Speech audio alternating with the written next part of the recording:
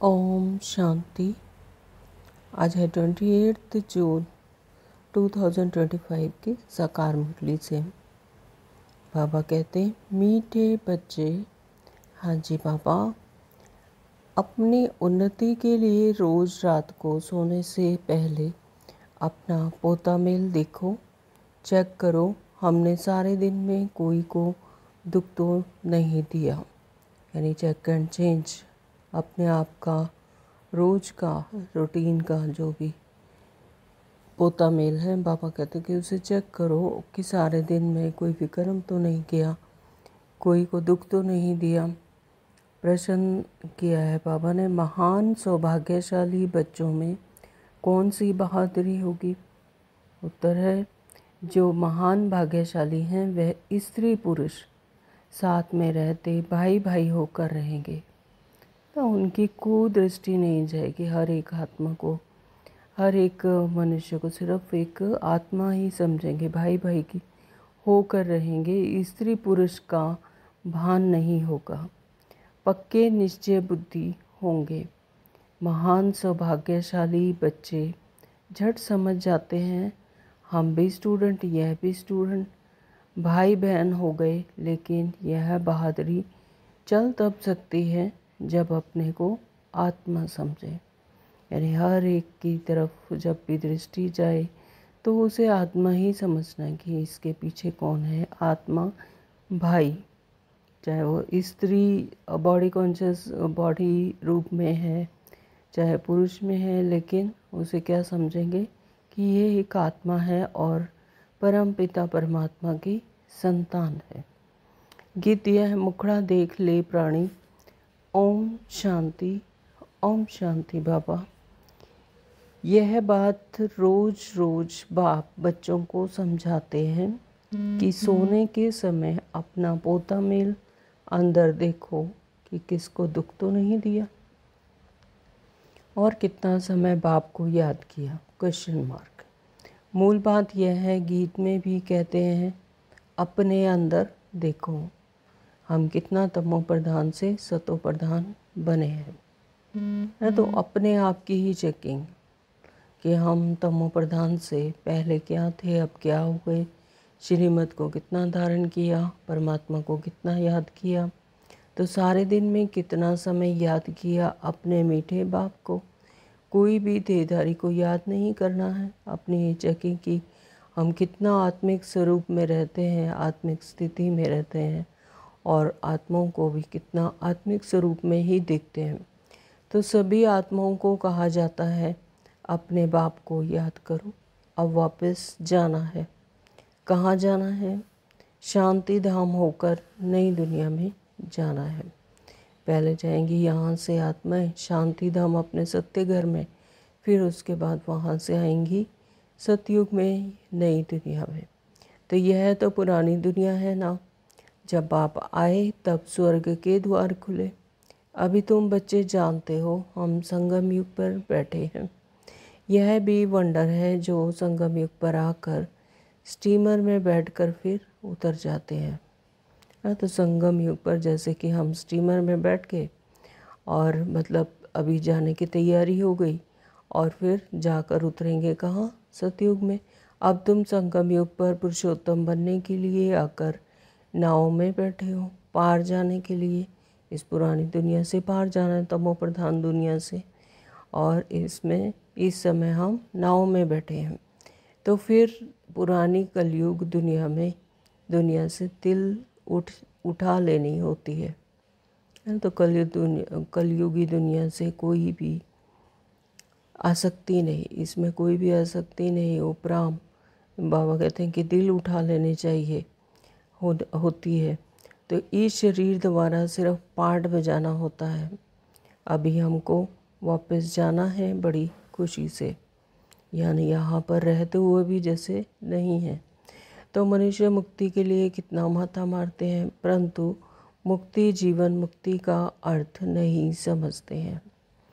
शास्त्रों के अक्षर सिर्फ सुने हुए हैं, परंतु वह क्या चीज़ है, कौन देते हैं, कब देते हैं, यह कुछ भी पता नहीं है। तुम बच्चे जानते हो बाबा आते हैं मुक्ति जीवन मुक्ति का वर्षा देने के लिए।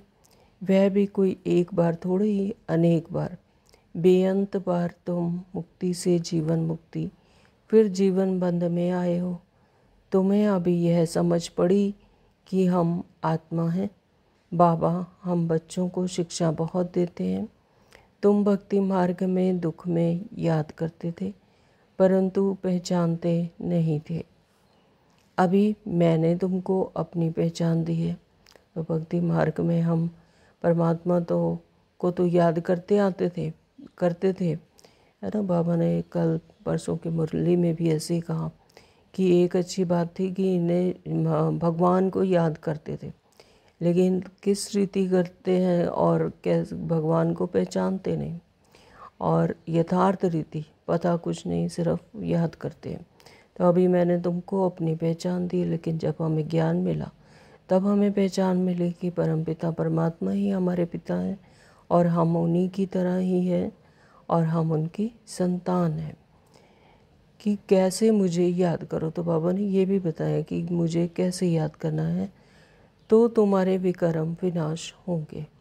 अभी तक कितने विकर्म हुए हैं वह अपना पोता मेल रखने से पता पड़ेगा। जो सर्विस में लगे रहते हैं उनको पता पड़ता है। बच्चों को सर्विस का शौक़ होता है, आपस में मिलकर राय निकालते हैं। सर्विस पर मनुष्यों का जीवन हीरे जैसा बनाने, आपस में मिलकर राय कर निकलते हैं।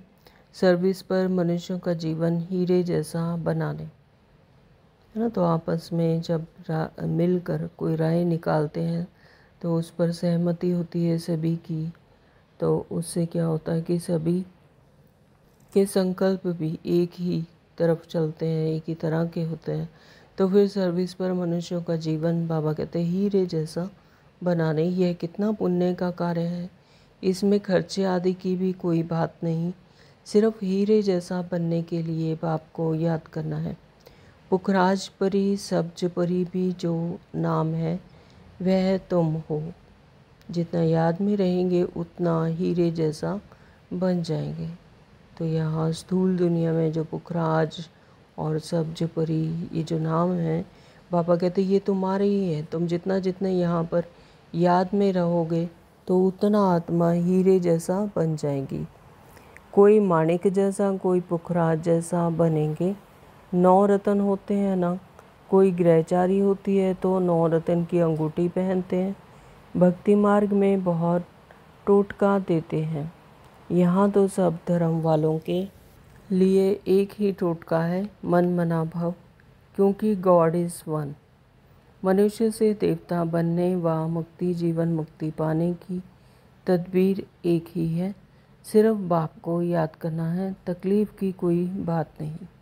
सोचना चाहिए मुझे याद क्यों नहीं ठहरती, सारे दिन में इतना थोड़ा क्यों याद किया। जब इस याद से हम एवर हेल्दी निरोगी बनेंगे तो क्यों ना अपना चार्ट रखा उन्नति को पाएँ, है ना। तो इस याद से ही अपना हीरे जैसा बनते हैं, अपना वर्षा पाते हैं, विकर्मों का विनाश होता है। तो फिर क्यों नहीं याद करना चाहिए। बाबा पूछ रहे हैं कि सारे दिन में कितना याद किया, इसी से हम क्या बनते हैं, एवर हेल्दी एवर वेल्दी, निरोगी बनेंगे। क्यों ना फिर अपना चार्ट रखा हम उन्नति को पाएँ। बहुत हैं जो 2-4 रोज़ चार्ट रख फिर भूल जाते हैं। कोई को भी समझाना बहुत सहज होता है। तो आज से सभी चार्ट रखेंगे और अपनी चेकिंग एंड चेंज करेंगे कि हम कितना समय याद में रहते हैं और कोई विकर्म तो नहीं किया। नई दुनिया को सतयुग और पुरानी को कलयुग कहा जाता है। कलयुग बदल सतयुग होगा, बदली होता है तब हम समझा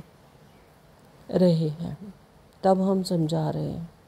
कलयुग बदल सतयुग होगा, बदली होता है, ट्रांसफॉर्मेशन होती है सृष्टि चक्र की। तो सतयुग तमो प्रधान से फिर सतयुग में जाना है, सतो प्रधान बनना है। तो इसीलिए बाबा कहते कि हम समझा रहे हैं। कई बच्चों को यह भी पक्का निश्चय नहीं है कि यह वही निराकार बाप हमें ब्रह्मा तन में आकर पढ़ा रहे हैं। तो सबसे बड़ी बात है कि निश्चय की, तो जब निश्चय होगा तो कदम अपने आप ही वहाँ चल पड़ते हैं। तो फिर कोई मेहनत से नहीं बल्कि खुशी खुशी आकर उस चीज़ को अपनाया जाता है ना। तो जब ये निश्चय हो जाएगी, स्वयं परमपिता परमात्मा जिन्हें हम 63 जन्मों से पुकार रहे थे और अभी वो हमारे सम्मुख आकर हमें पढ़ा रहे हैं, तो फिर हम भागे भागे उसको ग्रहण करते हैं। अरे ब्राह्मण है ना, तो ब्रह्मा कुमार कुमारियाँ कहलाते हैं, है ना। तो ब्रह्मा बाबा के द्वारा मुख्य वंशावली बने तो हम क्या हैं, ब्राह्मण। और फिर उन्हीं को कहते हैं ब्रह्मा कुमार ब्रह्मा कुमारियाँ। तो इसका अर्थ क्या है, वर्षा कहाँ से मिलेगा? एडॉप्शन तब होगी जब कुछ प्राप्ति होती है। तुम ब्रह्मा के बच्चे ब्रह्मा कुमार कुमारी क्यों बने हो, है ना। तो ये भी क्वेश्चन मार्क बाबा ने पूछा है कि क्यों बने वहाँ, क्योंकि प्राप्ति मिलती है, परमात्मा के सम्मुख होकर बैठते हैं और रोज़ हमें श्रीमत मिलती है और हम पतित जीवन से पवित्र दुनिया में बन रहे हैं, पतित से पावन बन रहे हैं, है ना। हमें वर्षा मिलता है सत्युग का, इसीलिए हम आते हैं। तो सचमुच बने हो या इसमें भी कोई का संशय हो पड़ता है। तो बाबा पूछ रहे हैं बच्चों से कि क्या सचमुच बने हो, तो या कोई संशय है? हाँ जी बाबा, निश्चय है तभी बने हैं। जो महान सौभाग्यशाली बच्चे हैं वह स्त्री पुरुष साथ में रहते भाई भाई होकर रहेंगे, है ना। तो ये भी भान ना है, जब आत्मिक स्मृति में होते हैं तो फिर ये सब भान चला जाता है कि कौन स्त्री है कौन पुरुष है। तो उसके पीछे सिर्फ क्या दिखाई देती है कि ये भी एक आत्मा है और मेरे परमपिता परमात्मा की संतान है। तो स्त्री पुरुष का भान नहीं होगा, पक्के निश्चय बुद्धि नहीं है, तो स्त्री पुरुष की दृष्टि बदलने में टाइम लगता है ना। जब ये निश्चय नहीं है कि मैं हूँ ही आत्मा और ये सभी जो भी दिख रहे हैं रोल कॉन्शियसनेस में अपने रोल प्ले कर रहे हैं, तो उनके पीछे भी कौन है, उनको लाइट शाइन करने वाली उनकी आत्मा ही है। तो फिर स्त्री पुरुष की दृष्टि बदलने में बाबा कहते हैं टाइम लगता है अगर आत्मिक स्मृति ना हो। तो महान सौभाग्यशाली बच्चे झट समझ जाते हैं, हम भी स्टूडेंट यह भी स्टूडेंट, भाई बहन हो गए। तो यह बहादुरी चल तब सकती है जब अपने को आत्मा समझे। आत्माएं तो सब भाई भाई हैं। फिर ब्रह्मा कुमार कुमारियाँ बनने से भाई बहन हो जाते हैं, है ना। तो इस बॉडी कॉन्शियसनेस में भाई बहन है, और लेकिन जब आत्मिक स्मृति में हैं तो फिर इस बॉडी कॉन्शियसनेस से डिटैच हैं, तो हम सब भाई भाई हैं। कोई तो बंधन मुक्त भी है, तो भी कुछ ना कुछ बुद्धि जाती है। तो ऐसे भी हैं जो बंधन मुक्त हैं लेकिन फिर भी बॉडी कॉन्शियसनेस में आने से, देह भान में आने से बाबा कहते हैं कुछ ना कुछ बुद्धि जाती है। कर्मातीत अवस्था होने में टाइम लगता है। तो कर्मातीत अवस्था कब होगी? जब हम पूरे अपने आत्मिक स्मृति में रहकर परमात्मा के सानिध्य में, परमात्मा की तरह ही बिंदु बनकर परमात्मा को याद करते हैं, तब बनते हैं कर्मातीत अवस्था। तुम बच्चों के अंदर बहुत खुशी रहनी चाहिए, कोई भी झंझट नहीं। हम आत्माएं अब बाबा के पास जाती हैं, पुराने शरीर आदि सब छोड़कर। हमने कितना पाठ बजाया है, अब चक्र पूरा होता है। ऐसे ऐसे अपने साथ बातें करनी होती हैं। जितना बात करते रहेंगे उतना हर्षित भी रहेंगे। तो अपने अंदर ही ये मनन मंथन चलता रहे हर एक बात का। तो बाबा भी समझाने देते हैं, टचिंग देते हैं। तो जितना बात बाबा कहते हैं कि करते रहेंगे उतना हर्षित भी रहेंगे, क्योंकि अपने ही क्वेश्चंस का जवाब आंसर मिलता है। तो उतना हर्षित भी रहेंगे और अपने चलन को भी देखते रहेंगे। कहाँ तक हम लक्ष्मी नारायण को वरने लायक बने हैं, बुद्धि से समझा जाता है। अभी थोड़े से समय में पुराना शरीर छोड़ना है, तुम एक्टर्स भी हो ना। अपने को एक्टर्स समझते हो, आगे नहीं समझते थे, अभी यह नॉलेज मिली है तो अंदर में खुशी बहुत रहनी चाहिए, है ना। तो जब तक हमें नहीं पता था, तब तक ये नॉलेज नहीं मिली थी, तो इतनी खुशी नहीं थी। लेकिन अब हमें पता है कि हम यहाँ पर सिर्फ रोल प्ले कर रहे हैं और अपने आत्मिक स्वरूप को समझ चुके हैं, ये नॉलेज हमें मिल चुकी है, तो अंदर में बहुत खुशी रहती है। पुरानी दुनिया से वैराग्य, नफरत आनी चाहिए।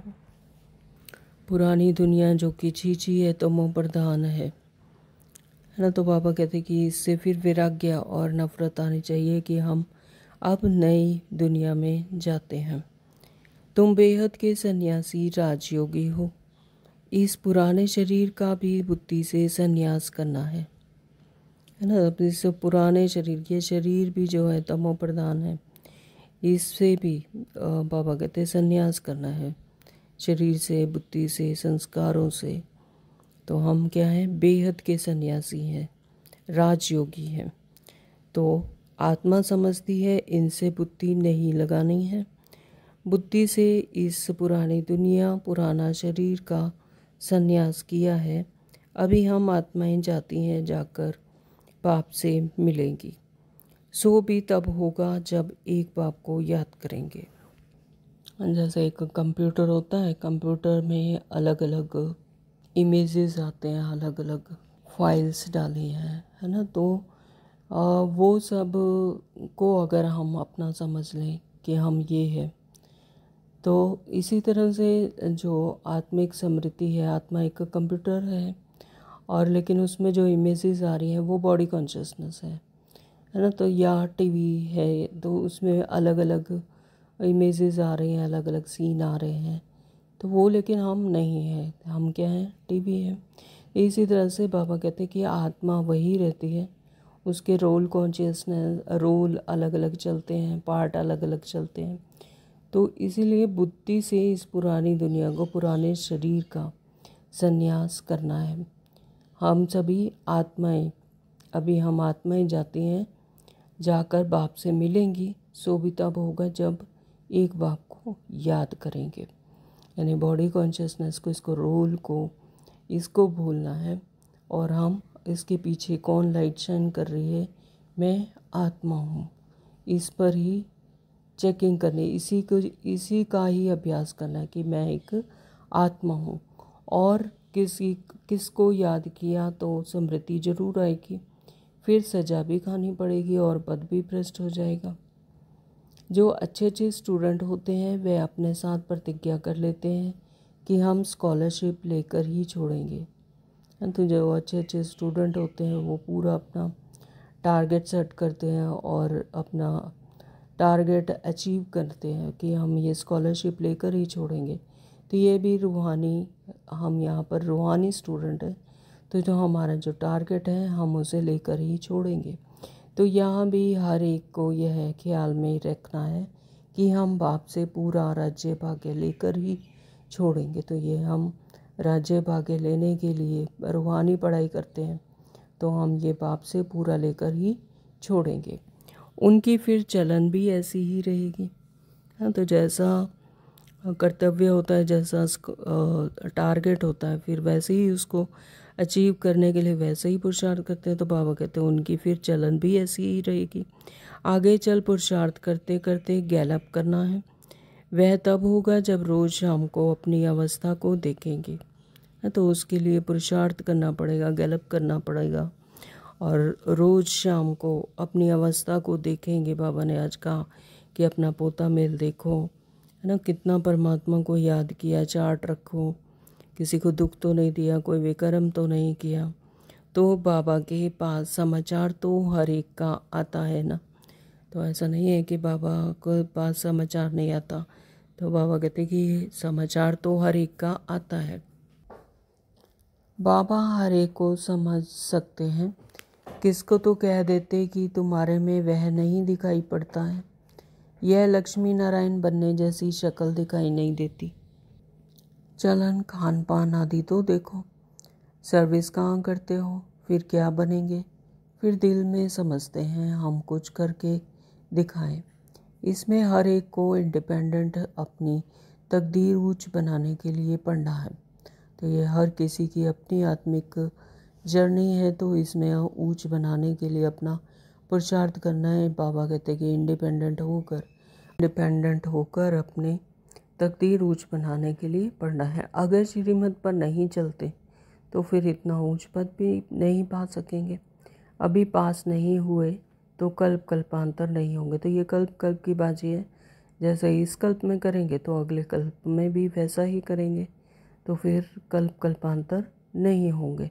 तो तुमको सब साक्षात्कार होंगे। हम किस पद पाने के लायक हैं, अपने पद का भी साक्षात्कार करते रहेंगे। शुरू में भी साक्षात्कार करते थे, फिर बाबा सुनाने के लिए मना कर देते थे। तो बाबा कहते हैं हर किसी को साक्षात्कार होंगे कि हम किस पद पाने के लायक हैं, है ना, और अपने पद का भी साक्षात्कार करते रहेंगे। लेकिन बाबा कहते हैं कि शुरू में अपने साक्षात करते थे, फिर बाबा ने सुनाने के लिए मना कर दिया। तो पिछाड़ी में सब पता पड़ेगा कि हम क्या बनेंगे, फिर कुछ नहीं कर सकेंगे। कल्पांतर की यह हालत हो जाएगी। डबल सिरताज डबल राज्य भाग्य पा नहीं सकेंगे। अभी पुरुषार्थ करने की मार्जिन बहुत है। त्रेता के अंत तक 16,108 की बड़ी माला बननी है। ये प्रलब्ध है। ये त्रेता के अंत तक की 16,108 की बड़ी माला बननी है। यहाँ तुम आए ही हो नर से नारायण बनने का पुरुषार्थ करने। जब कम पद का साक्षात्कार होगा तो उस समय जैसे नफरत आने लगेगी, मुंह नीचे हो जाएगा, है। तो साक्षात्कार होंगे तो अपनी प्रारब्ध दिखाई देगी कि हमने क्या किया, और उसका रिज़ल्ट, जैसे एग्ज़ाम होता है उसका रिज़ल्ट निकलता है, तो इसी तरह से यहाँ पर रूहानी पढ़ाई का रिज़ल्ट निकलेगा। तो बाबा कहते फिर अपने आप से ही नफ़रत आने लगेगी अगर नहीं करेंगे पुरुषार्थ, फिर मुंह नीचे हो जाएगा। हमने तो कुछ भी पुरुषार्थ नहीं किया। तो बाबा ने कितना समझाया कि चार्ट रखो या करो। इसलिए बाबा कहते थे जो भी बच्चे आते हैं सबके फोटोज़ हों, भल ग्रुप का ही इकट्ठा फ़ोटो हो। पार्टियां ले आते हो ना, तो फिर उसमें डेट फिल्म आदि सब लगी हो। तो फिर बाबा बतलाते रहेंगे कौन गिरे। बाबा के पास समाचार तो सब आते हैं, बतलाते रहेंगे। कितनों को माया खींच ले गई, ख़त्म हो गए। तो ऐसे भी बच्चे जो बहुत पुरुषार्थ करते रहे, लेकिन माया ने आकर ऐसा खींचा कि फिर ख़त्म हो गए, यानी पुरुषार्थ नहीं किया। बच्चियां भी बहुत गिरती हैं, एकदम दुर्गति को पा लेती हैं। यानी पुरुषार्थ, अच्छा पुरुषार्थ करते करते फिर एकदम से माया खींच लेती है और दुर्गति को पा लेती है। बात मत पूछो। इसलिए बाबा कहते हैं बच्चे खबरदार रहो, है ना। किससे खबरदार रहना? माया से, विकर्मों से। माया कोई ना कोई रूप धर कर पकड़ लेती है। तो जहाँ कमी कमजोरी होगी, माया वहीं से नाक से पकड़ कर, बाबा कहते फिर पकड़ लेती है और गिरा देती है। तो कोई के नाम रूप की तरफ देखो भी नहीं। तो इसीलिए बाबा कहते हैं कि देह भान में नहीं जाओ। देह भान में आए तो फिर माया पकड़ लेती है। तो जितना आत्मिक स्मृति में रहेंगे, आत्मिक स्मृति से हर एक आत्मा को देखेंगे, तो फिर तो माया से बचे रहेंगे। बाबा ने कहा भले इन आँखों से देखते हो, परंतु बुद्धि में एक बाप की याद है ना। इस आँखों से सारी दुनिया को देखते हुए भी जैसे नहीं है, बुद्धि कहाँ लगी रहे? एक परमात्मा की तरफ बुद्धि योग परमात्मा से लगा रहे। तीसरा नेत्र मिला है इसलिए कि बाप को देखो और याद करो। देह अभिमान को छोड़ते जाओ। तीसरा नेत्र यानी ज्ञान का सूक्ष्म नेत्र, बुद्धि से परमात्मा को ही देखो और देह अभिमान को छोड़ते जाओ।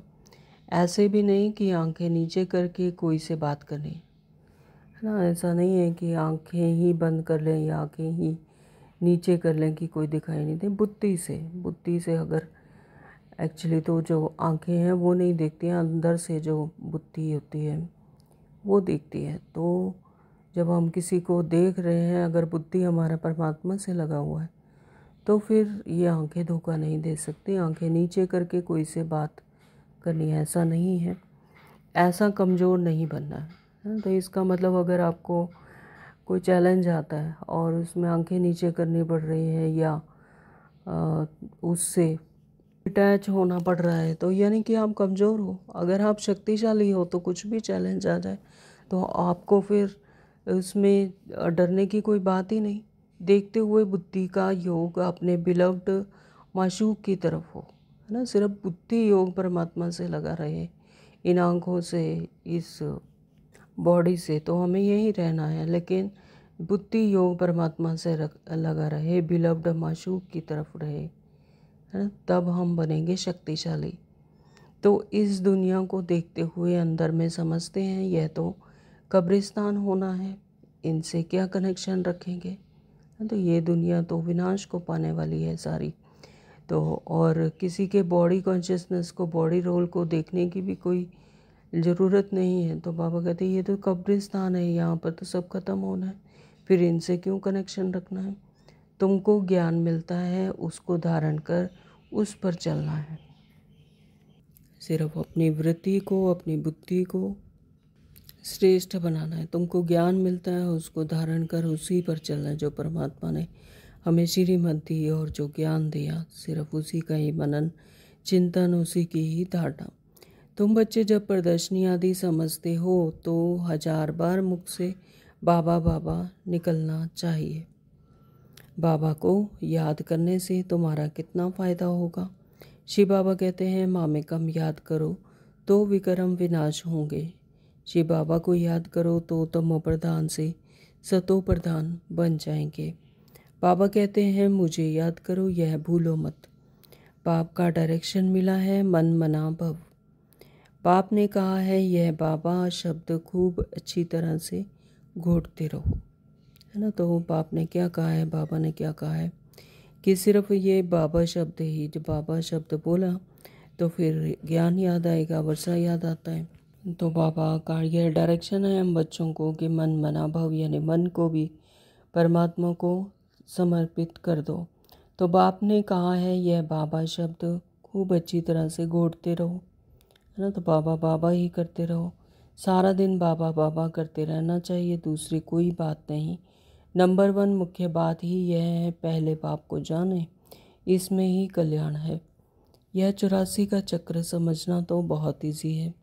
84 के चक्र को तो समझ गए, लेकिन परमात्मा को यथार्थ रीति याद करना, इसमें मेहनत है। तो बाबा कहते हैं इसमें ही कल्याण है। बच्चों को प्रदर्शनी में समझाने का बहुत शौक़ होना चाहिए। अगर कहाँ देखें हम नहीं समझा सकते हैं तो कह सकते हैं हम अपनी बड़ी दीदी बड़ी बहन को बुलाते हैं, क्योंकि यह भी पाठशाला है ना, इसमें कोई कम कोई जास्ती पढ़ते हैं। तो इस कहने में देह अभिमान नहीं आना चाहिए। हाँ, तो ऐसा कोई आत्मा आ जाती है सामने कि जिसको हम नहीं समझा सकते, तो फिर बाबा कहते हैं कि अपनी किसी बड़ी बहन को बुलाओ, और ये भी पाठशाला है तो कोई कम तो कोई जास्ती पढ़ते हैं। तो वो ना, अगर हम नहीं कर पा रहे हैं उनका सामना तो कोई और कर सकते हैं। तो यह कहने में भी देह अभिमान नहीं आना चाहिए। तो जहाँ बड़ा सेंटर हो वहाँ प्रदर्शनी भी लगा देनी चाहिए, चित्र लगा हुआ हो, गेट वे टू हेवन। अब स्वर्ग के द्वार खुल रहे हैं। इस होवनहार लड़ाई से पहले ही अपना वर्षा ले लो। जैसे मंदिर में रोज़ जाना होता है, वैसे तुम्हारे पीछे पाठशाला है। चित्र लगे हुए होंगे तो समझाने में सहज होगा। तो बाबा कहते हैं कि अभी प्रदर्शनी लगानी है और चित्र लगा हुआ हो कि गेट वे टू हेवन, हर किसी को समझ आए। और अब स्वर्ग के द्वार खुल रहे हैं, यह समझ जाए। तो इस होवनहार लड़ाई से पहले ही अपना वर्षा ले लो। जैसे कि मंदिर में हम रोज़ जाते हैं, तो इसी तरह से यह रूहानी पाठशाला है, तो इसमें चित्र लगे हुए होंगे और समझाने में भी सहज होगा। तो कोशिश करो हम अपनी पाठशाला को चित्रशाला कैसे बनाएं, क्योंकि चित्रों से ही हर एक को जल्दी समझ आता है, एकदम से क्लिक करता है। तो चित्रशाला बनाएं। भव का भी होगा तो मनुष्य आएंगे। वैकुंठ जाने का रास्ता 1 सेकंड में समझने का रास्ता। तो जैसे ही चित्र देखेंगे तो वो समझ जाएंगे। ज्ञान को बाप कहते हैं तमो प्रधान तो कोई वैकुंठ में जा ना सके, है ना। तो उनको कोशिश होगी कि हम भी वैकुंठ में जाने का ये रास्ता है और सेकंड में समझने का रास्ता है। तो बाप कहते हैं तमो प्रधान तो कोई वैकुंठ में जा ना सके। जो तमो प्रधानता में है, विकर्मों में फंसे हुए हैं, बॉडी कॉन्शियसनेस में फंसे हुए हैं, तो वो तो वैकुंठ जा ना सके। नई दुनिया में जाने के लिए सतो प्रधान बनना है।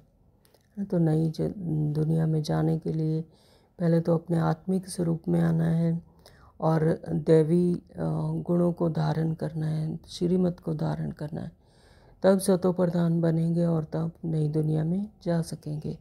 इसमें कुछ भी खर्चा नहीं, तो इसमें कोई खर्चा नहीं है, सिर्फ श्रीमत को धारण करना है, मन बुद्धि संस्कार उनको चेंज करना है और बुद्धि से इस श्रीमत को धारण करना है, ताकि आत्मा अपने आत्मिक स्वरूप में अपनी श्रेष्ठ स्थिति में आ सके। ना कोई मंदिर व चर्च आदि में जाने की दरकार है। यहाँ पर कोई मंदिर में या चर्च में ऐसा कोई विशेष जगह पर जाने की भी दरकार नहीं है। याद करते करते पवित्र बन सीधा चले जाएंगे स्वीट होम।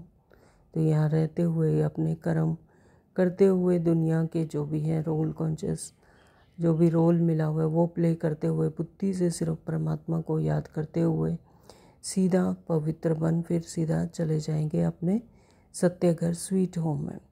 तो हम गारंटी करते हैं तुम इम्प्योर से प्योर ऐसे ही बन जाएंगे, है ना। तो बाबा आज गारंटी कर रहे हैं कि तुम इस तरह से इम्प्योर से पतित से पावन बन जाएंगे।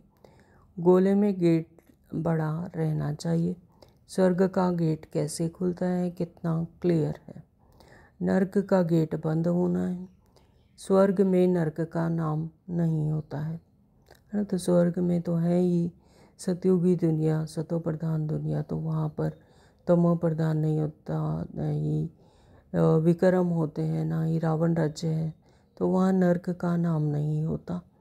कृष्ण को कितना याद करते हैं, परंतु यह किसको मालूम नहीं पड़ता कि वह कब आते हैं, कुछ भी नहीं जानते, है ना। कृष्ण को कितना याद करते हैं इस स्थूल दुनिया में, भक्ति मार्ग में सिर्फ कृष्ण को ही ज़्यादा याद करते हैं, लेकिन यह किसी को पता नहीं है कि वे कब आते हैं। और वो इस टाइम पर स्वर संगम युग पर अपनी प्रारब्ध बनाकर गए हैं सतयुग में, तब वो कृष्ण बने। तो वह कब आते हैं और कुछ भी नहीं जानते, बाप को ही नहीं जानते हैं, है ना, परमात्मा को ही नहीं जानते। 63 जन्मों से पुकारते आ रहे हैं, भक्ति मार्ग में इतनी भक्ति की, इतना याद किया, लेकिन यथार्थ रीति नहीं, तो परमात्मा को जानते ही नहीं। तो भगवान हमको फिर से राजयोग सिखलाते हैं, यह याद रहे तो भी कितनी खुशी होगी, है ना। तो परमात्मा ही हमें आकर राजयोग सिखाते हैं, राज्य भाग्य देते हैं, और जब ये याद आए तो फिर बाबा कहते कितनी खुशी होगी। तो यह भी खुशी रहे हम गॉड फादरली स्टूडेंट हैं, है ना। तो यह भी खुशी होनी चाहिए अपने आप के लिए भी कि हम गॉड फादरली, हम गॉड के, भगवान के स्टूडेंट हैं, भगवान हमें पढ़ाते हैं। तो यह भूलना क्यों चाहिए। अच्छा, मीठे मीठे सिक्ल दे बच्चों प्रति माता पिता बाप दादा का याद प्यार और गुड मॉर्निंग। रूहानी बाप की रूहानी बच्चों को नमस्ते। हम रूहानी बच्चों की माता पिता बाप दादा को याद प्यार और गुड मॉर्निंग। नमस्ते जी, नमस्ते जी, नमस्ते जी। शुक्रिया बाबा, आपका दिल से बहुत बहुत शुक्रिया। धारणा के लिए मुख्य सार में बाबा ने कहा कि सारा दिन मुख से बाबा बाबा निकलता रहे, है ना। तो बाबा के लिए सारा दिन ही बाबा बाबा जब निकलता रहे तो फिर याद भूलेगी नहीं। कम से कम प्रदर्शनी आदि समझाते समय मुख से 1000 बार बाबा बाबा निकले। तो बाबा बोला, तो जैसे ही बाबा निकला मुख से तो बाबा हाजिर हैं। तो सारा दिन मुख से बाबा बाबा ही निकलता रहे। और प्रदर्शनी में तो बाबा कहते कम से कम प्रदर्शनी में तो 1000 बार बोलो बाबा बाबा। गुलजार दादी से बच्चों ने पूछा कि बाबा को याद हम भूल जाती है। तो दादी ने बताया कि तुम पानी तो पीते हो। तो पानी तो ऐसा नहीं है कि पानी पीते हो कि नहीं पीते, तो पानी जब भी पीते हो तो एक बार बाबा को याद कर लो उसमें। तो जितनी बार पानी पिएंगे तो वो अपनी प्रारब्ध बनती है। मैं और मेरा, है ना, मैं कौन आत्मा और मेरा कौन परमात्मा। तो जब भी मैं और मेरा शब्द का उपयोग करो तो फिर बाबा याद आए। तो ये युक्तियाँ हैं परमात्मा को याद करने की। नंबर 2, बाबा ने कहा कि इन आँखों से सब कुछ देखते हुए एक बाप की याद हो। आपस में बात करते हुए तीसरे नेत्र द्वारा आत्मा को और आत्मा के बाप को देखने का अभ्यास करना है। इन आँखों से सब कुछ देखते हुए भी, इस दुनिया में रहते हुए भी, है ना, किसी की तरफ आँखों से दृष्टि न जाए इस दुनिया से उपराम। सिर्फ एक बाप की याद हो। जब बुद्धि में परमात्मा की याद होगी तो इन आँखों से सब कुछ देखते हुए भी जैसे नहीं देख रहे, है ना, ब्लर हो जाता है सब कुछ, सिर्फ एक परमात्मा ही दिख रहा है। तो आपस में बात करते हुए भी तीसरे नेत्र द्वारा, यानी तीसरा नेत्र यानी ज्ञान का नेत्र, सूक्ष्म नेत्र जो परमात्मा ने हमें श्रीमत से दी है, तो उसके द्वारा आत्मा को और आत्मा के बाप को देखने का अभ्यास करना, यानी बुद्धि योग परमात्मा से लगा रहे। जब आत्मिक स्मृति में रहते हैं तो फिर हर कोई एक आत्मा ही दिखाई देता है, उसके पीछे की आत्मा, है ना। तो इसीलिए बाबा कहते हैं कि फिर सभी के प्रति भी शुभ भावना ही रहती है। वरदान दिया बाबा ने, हर सेकंड और संकल्प को अमूल्य रीति से व्यतीत करने वाले अमूल्य रतन भव। तो यह संगम युग का हर एक सेकंड, हर एक संकल्प वैल्यूएबल है, अमूल्य है। तो बाबा कहते हैं कि अमूल्य रीति से व्यतीत करने वाले हर एक सेकंड को और संकल्प को अमूल्य रीति से व्यतीत करने वाले अमूल्य रतन भाव। संगम युग के एक सेकंड की भी बहुत बड़ी वैल्यू है, क्योंकि संगम युग है ही कमाई का युग, है ना। तो इसमें श्रेष्ठ से श्रेष्ठ कमाई करके जाना है। तो संगम युग के एक सेकंड की भी बहुत बड़ी वैल्यू है। जैसे एक का लाख गुना बनता है, वैसे यदि एक सेकंड भी व्यर्थ जाता है तो लाख गुना व्यर्थ हो जाता है ना। तो एक भी सेकंड अगर गया व्यर्थ तो समझ लो कि लाख गुना व्यर्थ हो गया, लाख गुना हमारा समय व्यर्थ हो गया। तो इसलिए इतना अटेंशन रखो तो अलबेलापन समाप्त हो जाएगा।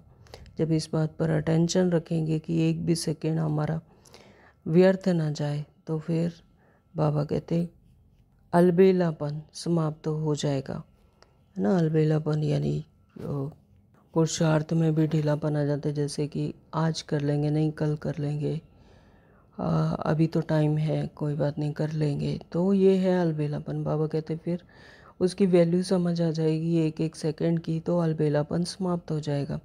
अभी तो कोई हिसाब लेने वाला नहीं है, लेकिन थोड़े समय के बाद पश्चाताप होगा, है ना। अभी तो बाबा कहते कोई हिसाब किताब नहीं हो रहा है, कोई लेने वाला ही नहीं है, ना ही कोई साक्षात्कार हो रहे हैं कि ऐसा पद पाने वाले हैं। तो जब ऐसा लेकिन थोड़े समय के बाद फिर पश्चाताप होगा कि हमने समय पर प्रारब्ध नहीं बनाई, क्योंकि इस समय की बहुत वैल्यू है। जो अपने हर कर्म, हर सेकंड, हर संकल्प को अमूल्य रीति से व्यतीत करते हैं, वही फिर अमूल्य रतन बनते हैं। तो जो हर एक सेकंड को, हर एक संकल्प को, है ना, मनसा वाचा कर्मणा, एक एक सेकंड को करते हैं, परमात्मा की याद में रहते हैं, तो फिर अमूल्य रीति से व्यतीत करते हैं, तो वही फिर अमूल्य रतन भी बनते हैं। स्लोगन दिया है बाबा ने, जो सदा को योग युक्त है वो सहयोग का अनुभव करते विजयी बन जाते हैं। जो आत्मिक स्मृति में रहते हैं, सदा परमात्मा की याद में रहते हैं, बाबा कहते हैं कि योग युक्त हैं, तो उन्हें फिर सहयोग भी प्राप्त होता है और परमात्मा भी हाजिर नाजिर रहते हैं, सहयोग का अनुभव करते हैं और विजयी बन जाते हैं। ओम शांति। आज के अव्यक्त इशारे हैं, आत्मिक स्थिति में रहने का अभ्यास करो, अंतर्मुखी बनो। आत्मा शब्द स्मृति में आने से ही रूहानियत के साथ शुभ भावना भी आ जाती है। जैसे ही आत्मा शब्द स्मृति में आया कि हम हैं ही आत्मा, फिर रूहानियत के साथ बाबा कहते शुभ भावना भी आ जाती कि हम सब आत्मा की गुण शक्तियाँ सब इमर्ज हो जाती हैं, फिर शुभ भावना भी आ जाती है, पवित्र दृष्टि हो जाती है। चाहे भल कोई गाली भी दे रहा हो, लेकिन यह स्मृति रहे कि यह आत्मा तमोगुणी पार्ट बजा रही है। यानी किसी के भी पार्ट को नहीं देखना है, सिर्फ उसके पीछे जो आत्मा है उसको देखना है कि यह भी मेरी ही तरह परमात्मा की संतान है, मेरे आत्मा भाई है। चाहे भल कोई बाबा कहते गाली दे रहा हो, कोई कैसा भी कर्म कर रहा हो, तो उसके पार्ट की तरफ कोई ध्यान नहीं, सिर्फ आत्मा तमोगुणी पार्ट बजा रही, यही स्मृति रहे तो उससे नफ़रत नहीं करेंगे, फिर नफ़रत नहीं आएगी। ये मेरी तरह उतनी ही पवित्र आत्मा, जैसी मेरी आत्मा वैसी ही उसकी भी आत्मा, और उतनी ही पवित्र, उतनी ही शांति, उतनी ही आनंद में आत्मा है, लेकिन अपना पार्ट बजा रही है। तो इसका पार्ट ऐसा है ना, जब यह स्मृति रहेगी तो फिर किसी के लिए नफ़रत नहीं आएगी, उसके प्रति भी शुभ भावना बनी रहेगी। तो हर किसी को उसके आत्मिक स्मृति में ही देखना है। पहले तो अपनी आत्मिक स्मृति में रहना है, फिर दूसरे को भी आत्मिक स्मृति से ही देखना है। ओम शांति। तो आज सारा दिन हर एक सेकंड को, एक एक संकल्प को अमूल्य रीति से व्यतीत करना है। इस बात को समझना कि इस समय की बहुत वैल्यू है, एक भी सेकंड हमारा व्यर्थ ना जाए, है ना, नहीं तो फिर लाख गुना व्यर्थ हो जाता है। इसका एक एक सेकंड लाख गुना प्रारब्ध देता है, और सदा अपने आप को योग युक्त रखना है, तो फिर सहज ही सहयोग का अनुभव होगा और विजयी बन सकेंगे।